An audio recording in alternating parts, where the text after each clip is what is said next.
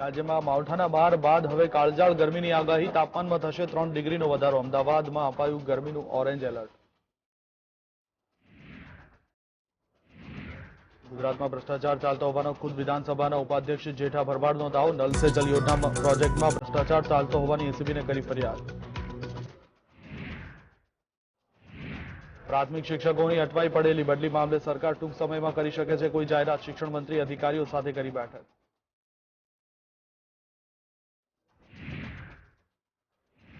ખાદ્યતેલના ભાવમાં ફરી ભડકો. એક સપ્તાહમાં ડબ્બે ₹50 થી 60નો ભાવ વધારો. સિંગતેલના ડબ્બાનો ભાવ ₹2830 થયો.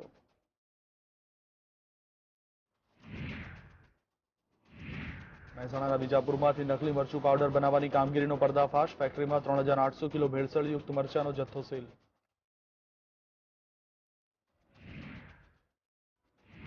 વાપી તાલુકા ભાજપ ઉપપ્રમુખ શૈલેષ પટેલની જાહેરમાં હત્યા. બાઇક પર આવેલ 2 શખ્સો ફાયરિંગ કરી ફરાર. પરિવારમાં આક્રોશ.